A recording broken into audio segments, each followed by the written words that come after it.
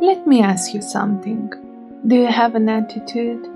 And if you do, are you aware of your attitude? Is the attitude you're having your friend or your enemy in reaching your goals? Welcome to another episode of the Black Swan Mindset. My name is Bella, and I'm gonna help you shift the only domino piece that truly matters, your mindset.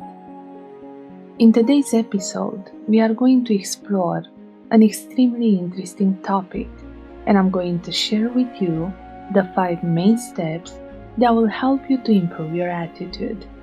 But first, let's try to understand how an attitude is formed. What do you think is an attitude? A feeling, a thought, a behavior, or a reactionary impulse? You may have heard before that an attitude is a learned tendency to evaluate things in a certain way.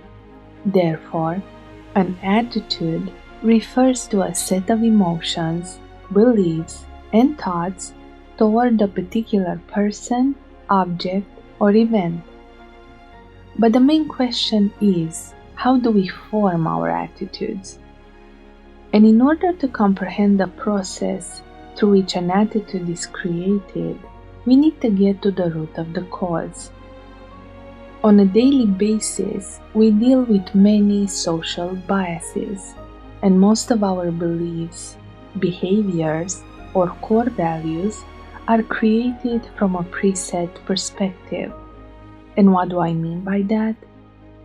On questions such as, should violence on television be regulated?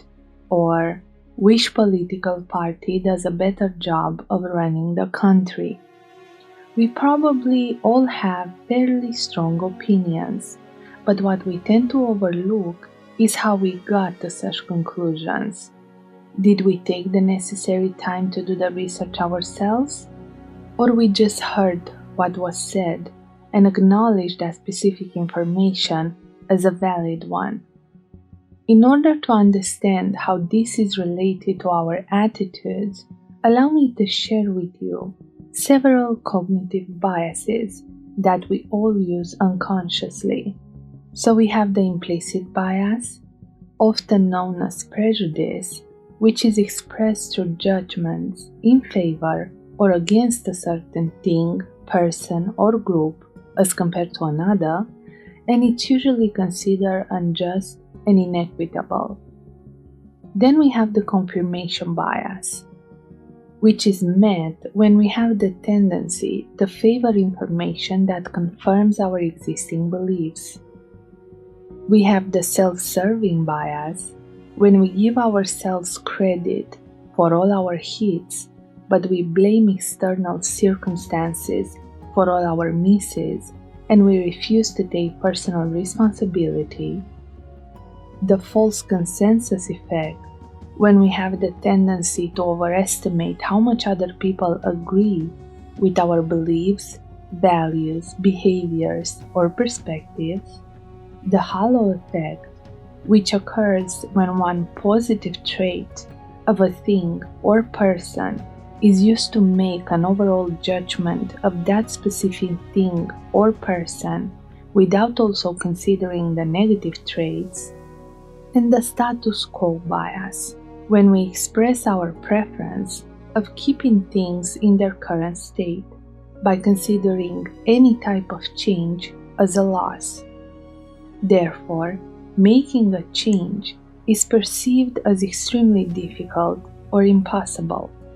And you may wonder what influence all these cognitive biases have in shaping our attitudes. Let's think about them as patterns of deviation from rationality, which occurs due to the way our cognitive system works. Therefore, cognitive biases can cause us to be irrational in the way we search for, evaluate, judge, interpret, use, or remember information, as well as in the way we make decisions. And how do we know we are experiencing biases? Because at the end of the day, it comes down to using our intuition and our analytical system. Thus, we may have faulty intuition that our analytical system fails to correct, or our analytical system will miss to conduct a proper reasoning process. Now that we have elaborated on the cognitive biases that we all use unconsciously on a daily basis, let's explore together the 5 main steps that can help you identify and improve your attitude. So let's get started. First step, become aware of the fact that your map is not the actual territory. And let's try to understand this concept. We all have our own perspective on how we see the world, and that is the personal map of every individual. However, as everyone's perspective is different, this map is not the same as what is actually happening externally, as that is the territory.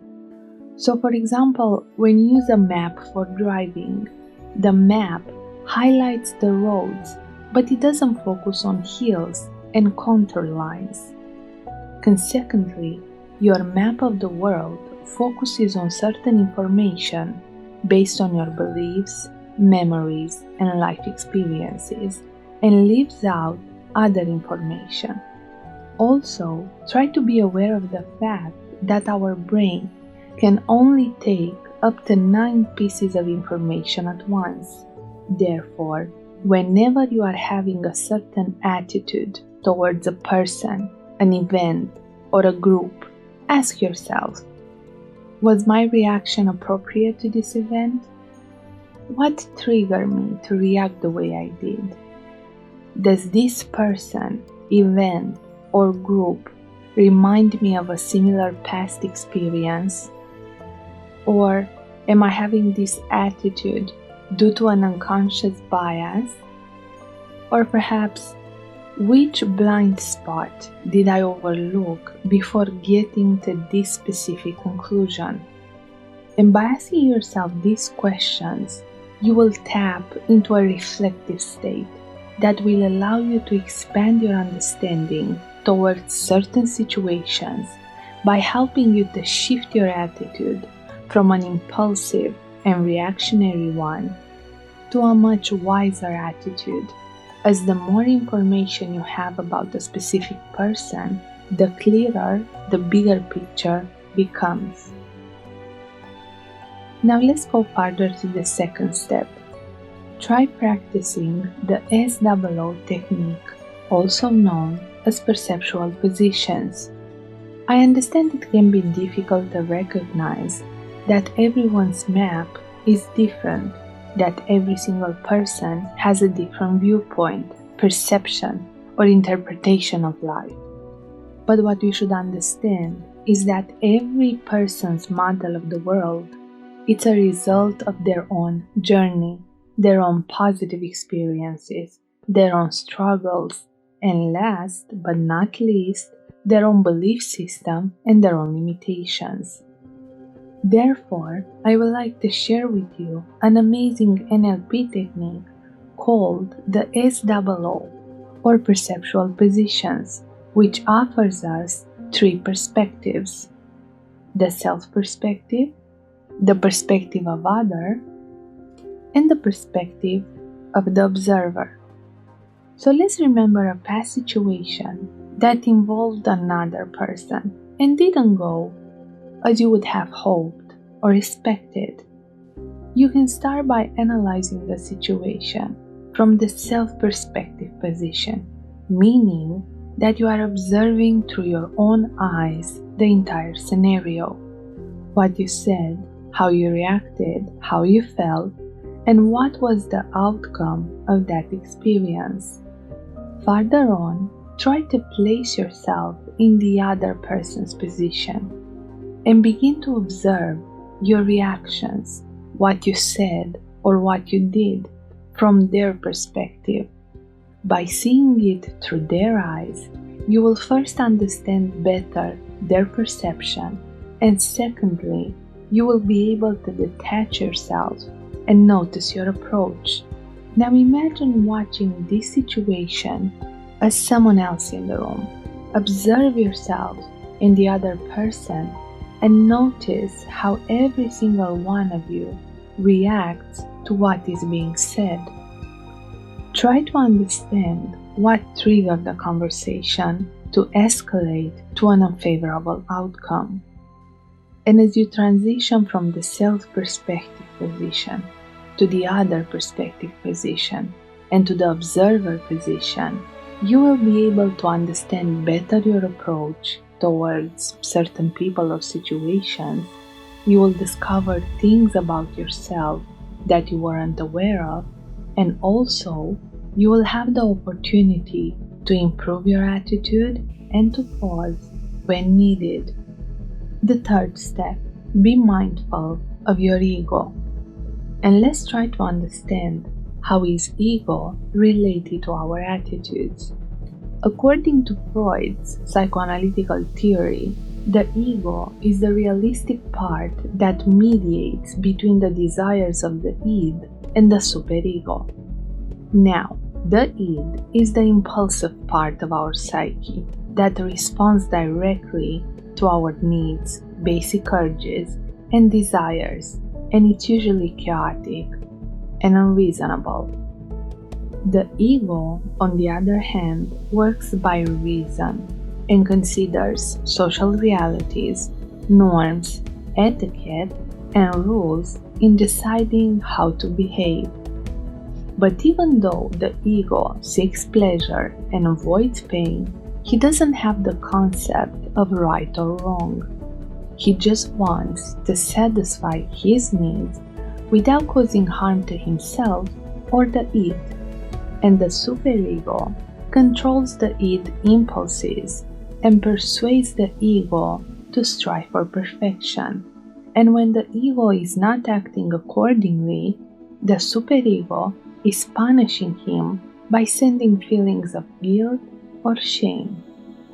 So now let's try to simplify all these concepts. We live in a world where each one of us is trying to find and express our identity. We become introspective about ourselves and the world around us, but most of the time we label ourselves in a positive or negative way, and we try to impose that image in society, in our personal and professional relations, as well as in the relationship we have with ourselves.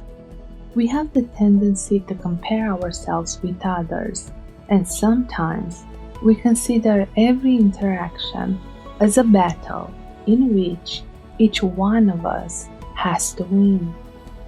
But what we tend to ignore is the fact that when a person wins, the other person loses, as we rarely have the intention to shift the circumstance into a win-win situation. We form beliefs according to our experiences, memories, frustrations, fears, and struggles, and we operate most of the time from a defensive position. So when you decide what type of attitude you should have towards a certain event, person, or group, you should be aware of the fact that many connections are made internally before you take that decision.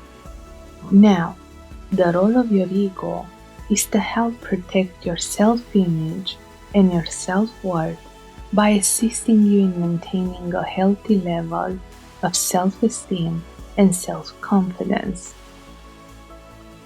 But sometimes, due to irrational fears, like the fear of losing your position or losing your job or your partner, the fear of feeling vulnerable, weak, and hurt, the fear of damaging your social image, or the fear of missing out, makes you become anxious, stressed, and insecure. And then the ego acts as a defense mechanism. During that stage, your attitude is the attitude of a person who needs to win every argument, every debate, and any challenge in order to validate its worth and regain control in a given circumstance. So let me ask you something. How many of you lost or missed opportunities due to an inappropriate attitude? After you reacted the way you did, how many of you felt guilty or ashamed? How many of you repeated the same lesson throughout your lives just because you thought you knew better? All of us have been there at a certain stage in our lives, but what we should try to understand is that whenever we are experiencing similar situations, we should first become aware of our inner conflict before we impose it on someone else. And I know that at times we think we know better, but when we listen to advices, but we rarely follow them, when we never look for flaws in ourselves, when we look at certain things or people being beneath us, or when we alienate people over time, but we are not sure why, that's the moment when we stop growing, when we stop evolving, and when we stop improving. As our real purpose is higher than that. So let's try to use our ego in a manner that mirrors our true self. The fourth step, be conscious of your congruence. And let's try to understand what congruence means. The congruence term describes the match between an individual's inner feelings and outer display. And you may wonder, how is that related to your attitude? Whenever we are communicating, either with our partner, friends, family members, colleagues, or peers, we don't use only verbal communication. We also use non-verbal communication, which is usually expressed through our postures, facial expressions, gestures, paralinguistics, such as loudness or tone of voice, body language, personal space, eye gaze, appearance, or haptics, which refers to touch. Therefore, we might end up getting an unfavorable outcome to a sales meeting or to a simple conversation just by not being congruent with our speech. And how is that possible? Because most of us are highly sensitive human beings. We have the ability to read between the lines, understand beyond words, and perceive whatever is not being said. Thus, sometimes, depending on the individual we are communicating with, nonverbal communication gives that person more clues about who we really are and what we really want than the actual speech we are presenting. So when you are incongruent, either during a job interview or a meeting or just a conversation with your partner or your friends, even if you are saying all the right things, you are still sending out the wrong signals, meaning that firstly, you are dealing with an inner conflict as you are not expressing your real opinions, and secondly, you are perceived as being suspicious, less trustworthy, and dishonest. So how can you become more congruent? Start by paying attention to what you are thinking and feeling.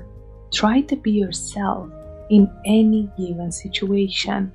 Rethink hiding behind facades. Understand that it's okay to make mistakes. And when you don't have an answer, just admit it. As at the end of the day, we are all here to learn. And by implementing this approach into your daily routine, you will notice a positive change in your attitude, as you will be in complete harmony with your dreams, desires, beliefs, values, mission, and goals. And the best part about it is that you will attract the right people in your life and the right opportunities, as your attitude towards your wants and needs attracts the right vibration through which all of your goals are being manifested. Now let's go further to the fifth step. Always remember that your attitude is your business card. Your closest friends or your family members or your partner may know you just the way you are, with strengths and flaws, may know your wins and your losses, may even know your long-term goals or recent achievements, but the one that truly knows you is yourself. So let's think about it this way. Every time when you are interacting with someone, either personally, professionally, or socially, you create an impact. You express a certain image, you deliver a specific message, and you leave your print even without intending it. And I know that sometimes we can fall prey to social biases, to social expectations, the fears and frustrations, or to inner conflicts, but try to remember that the light within you is always brighter than the shadows around you. And seek to reflect by asking yourself, what do I really want to express? How can I use my attitude to get the real message through? Is my attitude mirroring my true intentions and my true self? Or is my attitude helping me or sabotaging me in the journey towards reaching my goals? And by being honest and open, you will find the answers you're looking for, and you will be remembered exactly as you truly are. So to summarize, the 5 main steps in understanding and improving your attitude are: become aware that your map is not the actual territory. Try practicing the SOO technique. Be mindful of your ego. Be conscious of your congruence. And remember that your attitude is your business card. So as Charles Swindoll used to say, life is 10% of what happens to us, but 90% is how we react to it. So let's improve our attitudes by allowing them to become a game changer. I hope you have enjoyed this podcast, and if you found it useful, please give it a like or share it with someone dear. Thank you for listening, and if you have any questions, please let me know your thoughts in the comments. Until next time, remember that by shifting your mindset and your attitude, you can change your reality. Enjoy the journey.